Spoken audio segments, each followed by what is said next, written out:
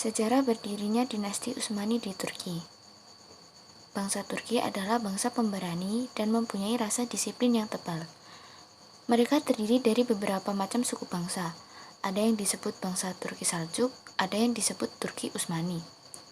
Turki Saljuk telah berkembang berhasil menguasai Baghdad, sayang akhirnya lenyap dihancurkan oleh pasukan Mongol.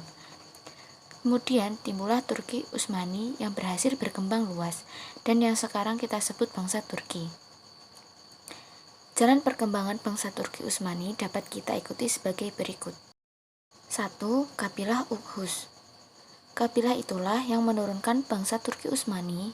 Mereka berasal dari daerah sebelah utara Tiongkok, kemudian pindah ke daerah Turkistan hingga zaman abad ke-8 Masehi karena terdesak bangsa Mongol. Yang kedua, Sulaiman. Pada waktu terjadi penyerbuan dari bangsa Mongol yang dipimpin Genghis Khan ke wilayah Turki Utsmani, kemudian mereka pindah ke tempat lain di bawah pimpinan Sulaiman.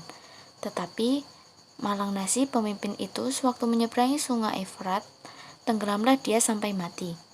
Kemudian pimpinan diganti oleh putranya yang bernama Ertakrol. Yang ketiga, Ertakrol. Dalam perkembangan itu, Ertakrol menjumpai pasukan yang sedang bertempur di dekat Anggora, yaitu antara pasukan Turki Bani Saljuk untuk menggempur pasukan Mongol. Berkat pertolongan Ertakrol itu, pasukan Bani Saljuk mendapat kemenangan. Atas jasanya itu, Ertakrol mendapat hadiah dari Sultan Alauddin, sebuah daerah di dekat Broisa. Setelah Ertakrol meninggal, diganti oleh putranya yang bernama Utsman. Yang keempat, Sultan Alauddin dari Bani Saljuk. Kerajaan Turki Saljuk itu di bawah pimpinan Sultan Alauddin yang berpusat di Timur Tengah dan Anatolia, yaitu daerah Republik Turki sekarang. Mereka berhasil menguasai daerah Abbasiyah di bagian barat.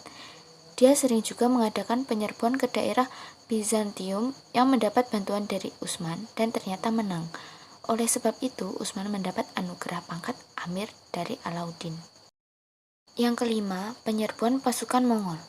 Pada tahun 1300 Masehi, Bani Saljuk mendapat serbuan dari bangsa Mongol. Pada saat itulah Sultan Alauddin wafat. Kerajaan Turki semakin kacau, terpecah belah menjadi beberapa amirat. Lalu, Utsman menyatakan kemerdekaan dan berkuasa penuh atas daerah yang didudukinya.